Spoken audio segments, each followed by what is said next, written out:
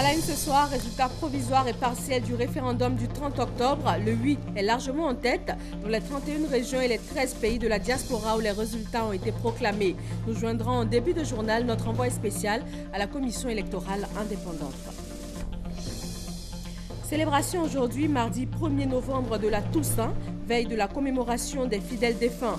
C'est le pape Grégoire III qui a ordonné depuis les années 700 que tous les saints soient honorés chaque 1er novembre. La conjonctivite sévit dans le district d'Abidjan. C'est une inflammation de l'œil qui peut entraîner jusqu'à la dégradation de la vision. Également appelée Apollo, la conjonctivite est très contagieuse. Nous verrons dans ce journal comment l'éviter.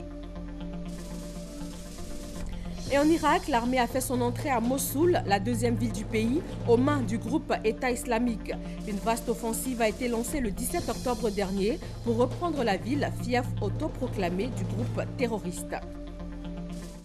Nous sommes mardi, jour de la Toussaint. Bonsoir à tous. Merci de nous suivre sur RTI 1.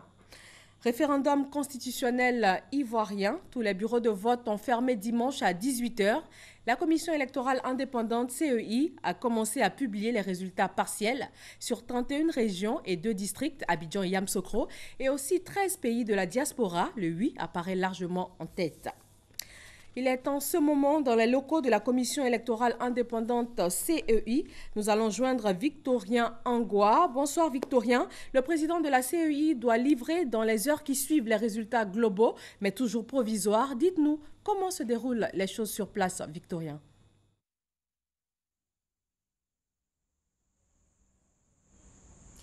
Bonsoir Fatou, bonsoir mesdames et messieurs. Commencé timidement hier la proclamation des résultats provisoires du référendum du 31 octobre 2016 s'est achevée en fin d'après-midi ici même à la commission électorale indépendante. Les résultats issus de 31 régions et de 2 districts autonomes à Abidjan et Yamoussoukro et des 13 pays de la diaspora ont été consolidés et proclamés hier et aujourd'hui.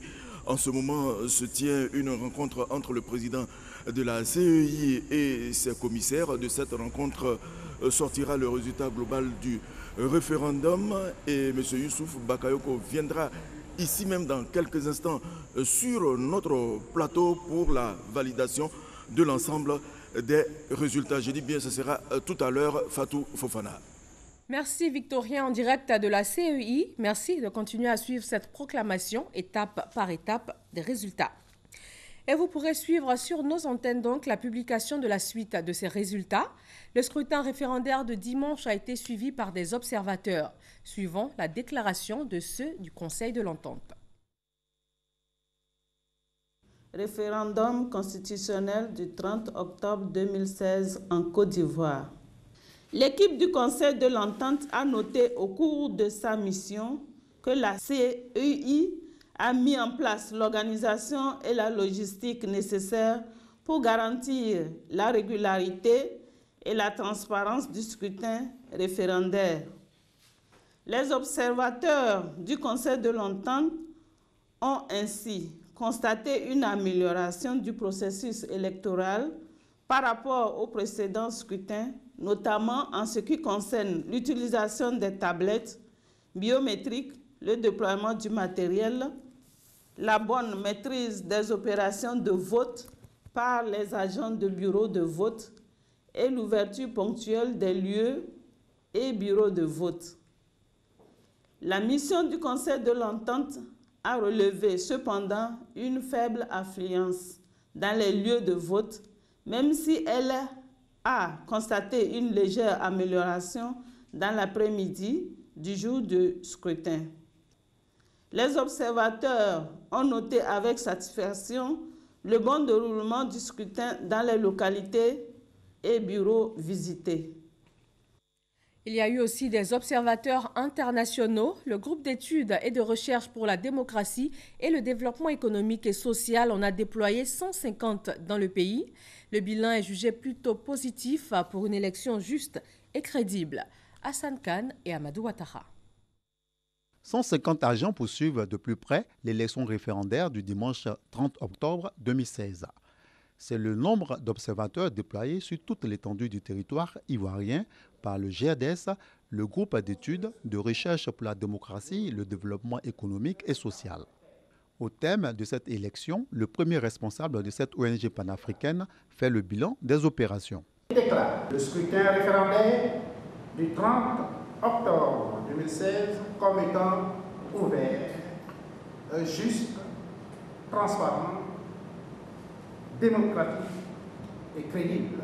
Souleymane Traoré déplore l'absence des partis d'opposition et les interpelle pour les échéances futures. Nous pensons que pour les échéances, surtout qu'il s'agit de la Chambre basse, à savoir la Chambre qui représente le peuple de Côte d'Ivoire, l'une des élections les plus importantes pour nous démocrates, qu'ils essaient de changer un peu leur méthode, à savoir cette méthode de la politique de la chaise vide, qui, en fait, comme nous le disons tantôt, a un effet sur l'enjeu, certes, mais pas sur le jeu. Le GRDS est une organisation non partisane créée en 1990 par des cadres intellectuels africains d'horizons divers, avocats, juristes, économistes, professeurs d'université, fonctionnaires internationaux, ingénieurs.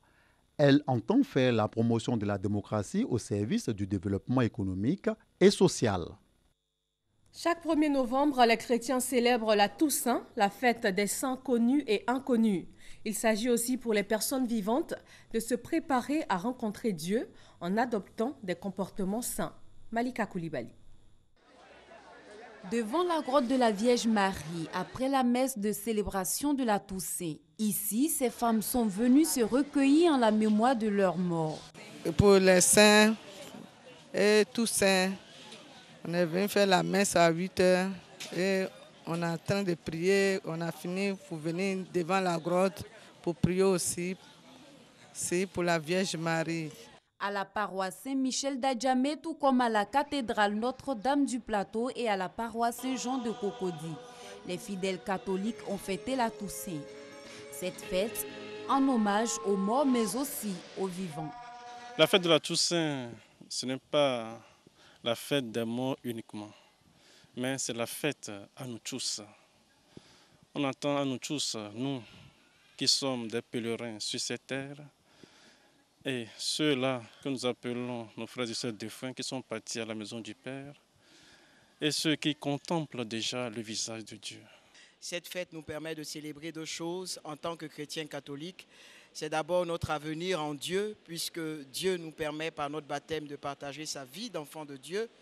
Et aussi, cette fête nous permet de bénéficier, de nous rappeler que nous bénéficions de l'intercession et de la prière de ses grands frères, de ses grandes sœurs qui sont avec lui et qui partagent déjà sa gloire. Ce jour du 1er novembre est important pour les fidèles catholiques, eux qui savent qu'ils sont appelés à être des saints. Les saints sont là-bas, ils sont dans la plénitude de Dieu. Ils sont dans la béatitude d'aujourd'hui. Pour suivre le Christ, c'est le calvaire. Ne devient saint celui qui reste là et qui ne fait rien. Non, il faut suivre Jésus. Il faut être dans la dynamique d'amour du Christ. Et c'est ce que Saint Jean a fait. C'est ce que tous les autres saints ont fait. Comme son nom l'indique, la Toussaint est la fête de tous les saints. Et chaque 1er novembre, l'Église catholique honore ainsi ceux et celles qui ont été de leur vivant des témoins du Seigneur Jésus-Christ. En Côte d'Ivoire, c'est aussi dans la ferveur qu'elle a été célébrée. À Boaké, les fidèles chrétiens se sont réunis pour une procession. Du quartier Air France 2, ils se sont rendus au cimetière municipal où ils ont prié pour le repos de l'âme des défunts. Soro Corona et Kwadio Kwame. La Toussaint, fête catholique, honore tous les saints, connus et inconnus. Le pape Boniface IV consacra les premiers saints le 13 mai 610. C'est vers 837 que le pape Grégorien IV ordonne que cette fête soit célébrée le 1er novembre de tous les ans dans le monde entier. À Boaké, cette célébration s'est faite par une procession des fidèles, procession partie du quartier Air France 2 au cimetière municipal. Depuis quelques années, la Toussaint est célébrée par tous. Il est conseillé d'aller au cimetière pour apporter de belles fleurs aux personnes disparues et de s'adonner à la prière. De nombreux parents mettent à profit cette journée pour nettoyer les tombes. À Boaké, Le cimetière municipal bénéficie chaque année d'un nettoyage complet. Soutien d'une maison d'assurance à la mairie de Bouaké. La Toussaint, fête joyeuse chrétienne est souvent confondue à celle des morts célébrée le lendemain, le 2 novembre. Ce jour de tristesse appelé aussi jour des âmes commémore tous les fidèles défunts. Les chrétiens de l'église ariste ont également célébré cette date symbolique, 1er novembre, fête de tous les saints, qui coïncide avec la fête de la liberté spirituelle du peuple noir. C'est au village Gbegbo, dans la localité de Bingerville, qu'ils se sont retrouvés. Hermaniamia. Comme il est de tradition à chaque célébration de la fête de la Toussaint, qui coïncide avec la fête de la liberté spirituelle du peuple noir, les fidèles chrétiens aristes se sont encore rendus dans le village de Bregbo à Bingerville. Pour ce pèlerinage qui est à sa 57e édition, le président mondial de l'église ariste a donné le sens de cette célébration à Bregbo. Ici à Bregbo, il y a un homme qu'on appelle le prophète Akio Albert. Sa renommée a dépassé les frontières de la Côte d'Ivoire et de l'Afrique. Ce qu'il a pu réaliser ici, vous êtes mourant, vous êtes fou, ici on a attaché les fous sur les cocotiers. Vous arrivez ici, vous retrouvez votre guérison. Il est passé de village en village, de région en région, pour aider les gens à retrouver cette liberté.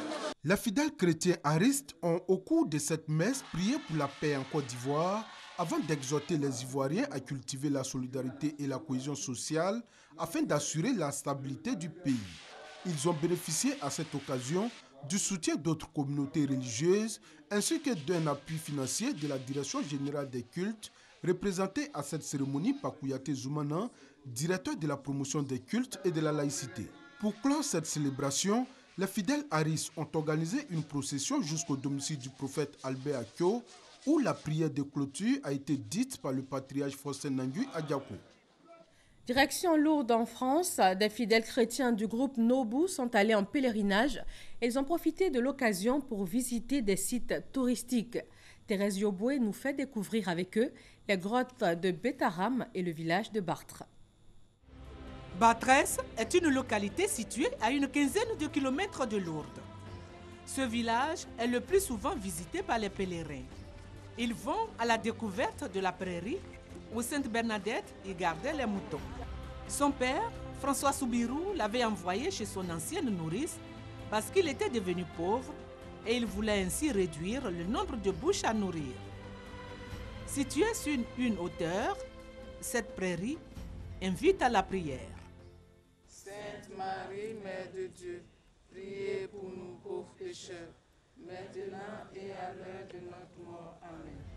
Les pèlerins visitent également la cabane de Sainte Bernadette et on n'oublie surtout pas d'y glisser des vœux.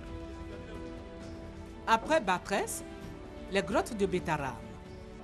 Découvertes par des chasseurs, ces grottes sont connues depuis 1845. Elles ont été explorées en 1898 et aménagées à partir de 1903 par un artiste peintre, Léon Ross. Les grottes de Betaram suscitent une curiosité et elles sont certainement les plus belles à visiter. Elles sont composées de 5 étages superposés comme ceux d'une maison et représentent des images de la vie quotidienne, des merveilles pour les yeux. Toutes les formations que j'ai eu à voir et on me dit que c'est naturel, ça se fait seul, j'ai vu la puissance de Dieu. La visite des grottes de Betaram se fait à pied, en barque et en train. Voilà, des merveilles pour les yeux, les grottes de Betaram et le village de Bartrès que des pèlerins ivoiriens ont visité. Après plus de 2 années passées ici en Côte d'Ivoire en qualité de chef de mission diplomatique, l'ambassadeur d'Israël quitte Abidjan. Il est allé faire ses adieux au ministre ivoirien des Affaires étrangères. Les 2 hommes ont passé en revue les domaines de coopération entre leurs 2 pays. Le diplomate israélien a été fait commandeur de l'ordre national. Lui a été élevé au rang d'officier de l'Ordre du mérite ivoirien par la grande chancelière. Le docteur Till Forster, anthropologue allemand, a permis de faire connaître la culture ivoirienne partout dans le monde depuis les années 1990, et en particulier la culture Senfo, peuples du nord de la Côte d'Ivoire. Le docteur Tilforter a fortement contribué à briser les préjugés et les stéréotypes sur l'Afrique et sur les Africains.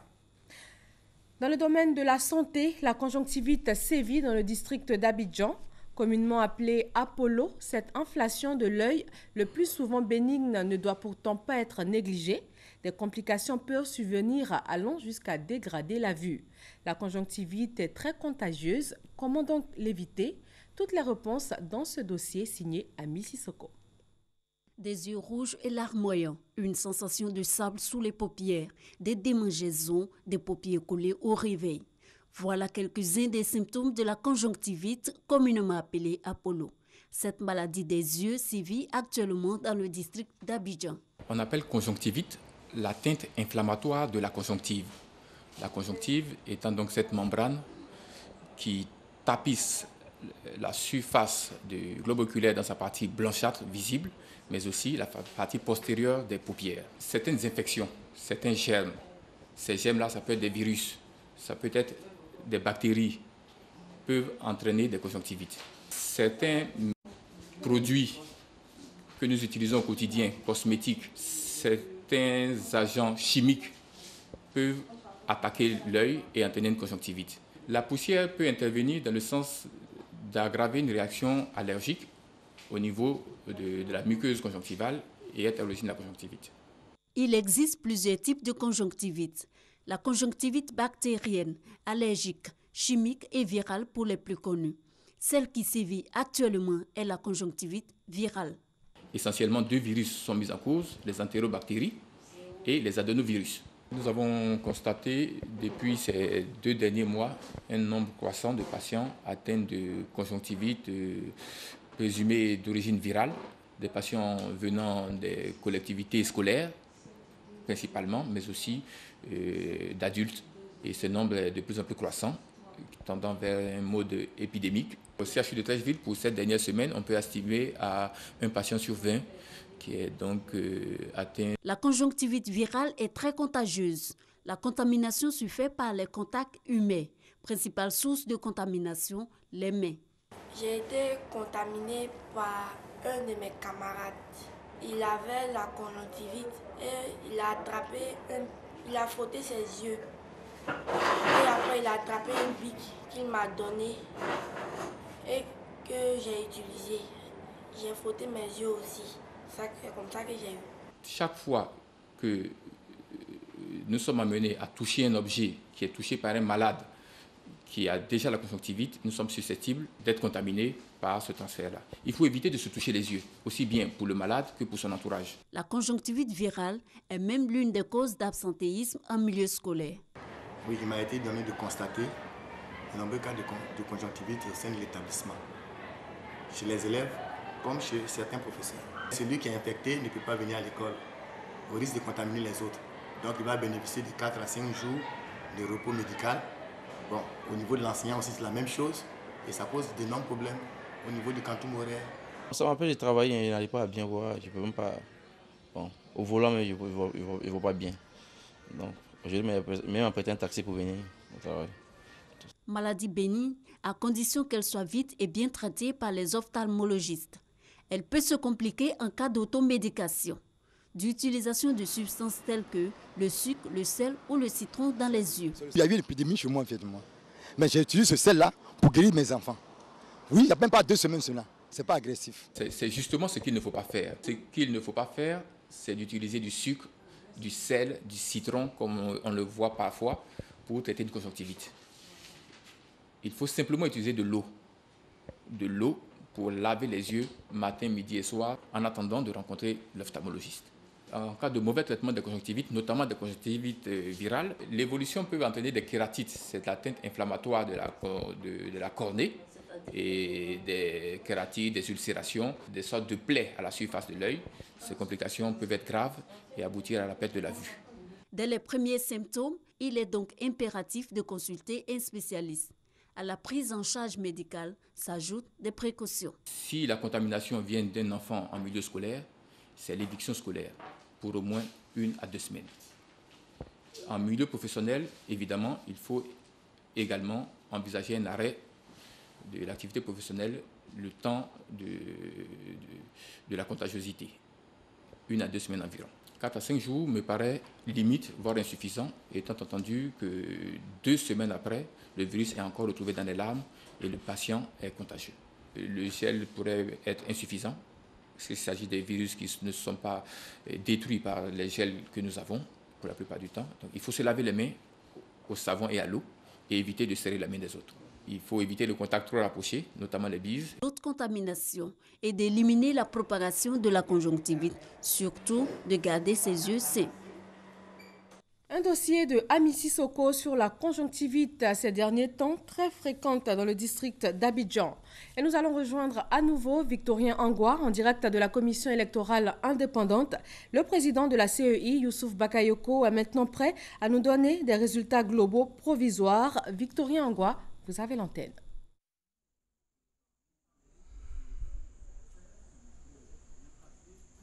Je vous l'annonçais tantôt, le président de la commission électorale indépendante est sur notre plateau pour faire le point des résultats publiés hier et cet après-midi par ses collaborateurs. Monsieur le Président, bonsoir. Bonsoir. La communauté nationale et internationale vous écoute. Il s'agit là de la proclamation des résultats provisoires du référendum du 31 octobre 2016 relatif au projet de constitution adopté plutôt par l'Assemblée nationale le 11 octobre 2016. Merci, monsieur. Ivoiriens, Ivoiriennes, chers frères et sœurs, le dimanche 30 octobre 2016, les Ivoiriens se sont rendus aux urnes dans le cadre du scrutin référendaire organisé en vue de l'adoption de la nouvelle Constitution. Comme chacun a pu le constater, le scrutin s'est déroulé dans un environnement globalement apaisé sur l'ensemble du territoire. En cet instant solennel, permettez-moi d'adresser à chacune et à chacun d'entre vous mes chaleureux remerciements pour l'esprit de discipline dont ont fait preuve la majeure partie de nos compatriotes lors de la campagne électorale ainsi qu'au cours de la journée du dimanche 30 octobre. Nos remerciements s'adressent aussi aux forces en charge de la sécurité nationale, police, gendarmerie, forces républicaines de Côte d'Ivoire, pour les efforts qu'elles n'ont cessé de déployer à nos côtés depuis le début de la mise en place de la logistique dans nos entrepôts, suivi de leur déploiement jusqu'à la clôture du scrutin. Tout en exprimant ces vifs regrets pour quelques malheureux actes de vandalisme relevés dans certaines localités, la commission électorale indépendante tient à saluer l'appui des forces de sécurité qui ont fait preuve d'une grande maîtrise, laquelle a permis de préserver l'essentiel et surtout de sauver les vies humaines.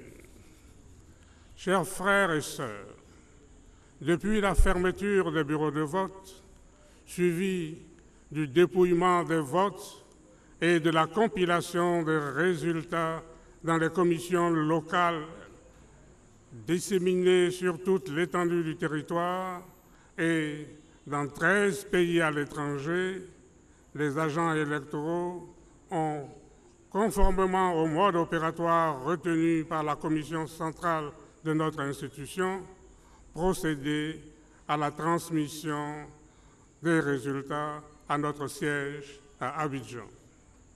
C'est ainsi qu'après la consolidation et la vérification de ceci, je suis à présent en mesure de vous livrer les résultats recueillis.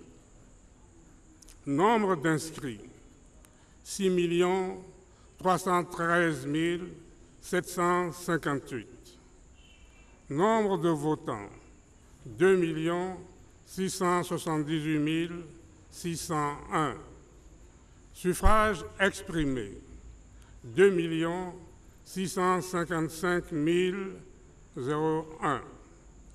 Nombre de bulletins nuls, 15 234. Nombre de bulletins blancs, 8 366. Taux de participation, 42,42%. Pour le oui, 2 480 287 voix, soit 93,42%. Pour le non, 174 714 voix, soit 6,58%. La Commission électorale indépendante s'emploie à transmettre au Conseil constitutionnel l'ensemble des procès-verbaux de dépouillement des votes accompagnés des pièces justificatives à mesure de leur arrivée au siège de l'institution. Il appartient, conformément à la loi, à cette juridiction de proclamer les résultats définitifs du scrutin. C'est le lieu d'indiquer que pour le présent scrutin, sur les 19 pays où nos compatriotes de la diaspora figurent sur la liste électorale, la Commission électorale indépendante n'en a retenu que 13 en raison de l'importance relative de notre population électorale dans ces pays. Ainsi donc, le nombre d'électeurs qui s'est trouvé concerné par l'actuel scrutin a été de 6 313 758 au lieu de 6 318 311 actuellement inscrits sur la liste électorale.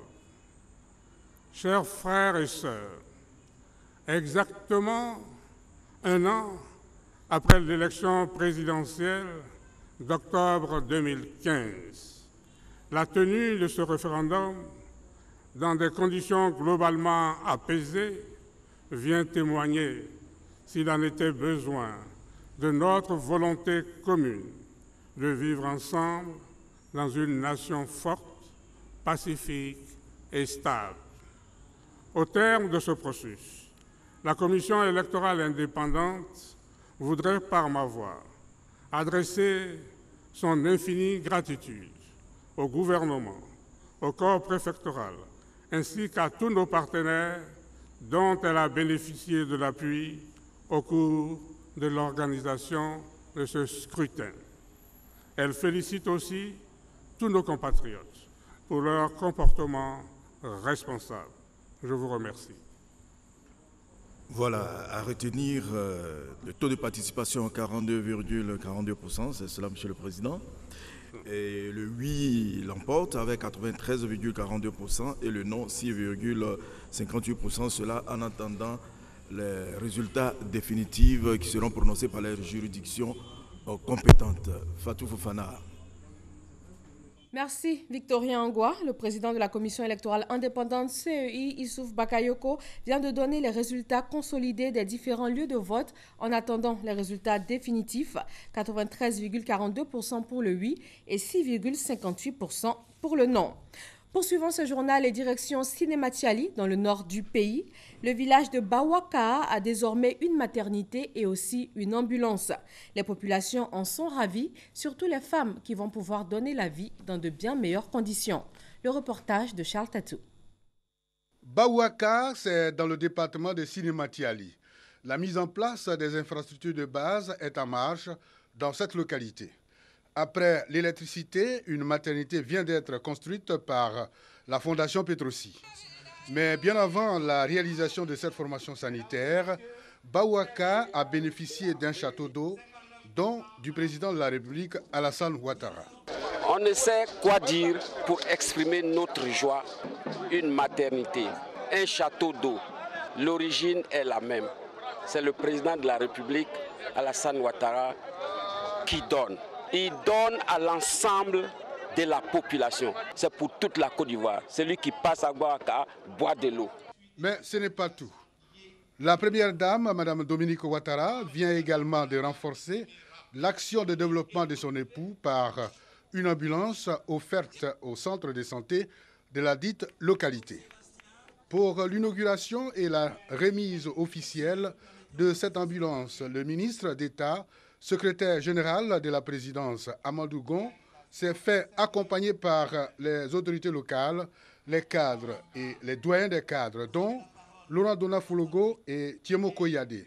Amadou Gon invite les femmes à fréquenter la maternité. Les équipements de cette maternité ont été offerts par le conseil régional de la région du Poro. Et nous nous réjouissons donc de ce que cette maternité soit aujourd'hui opérationnelle.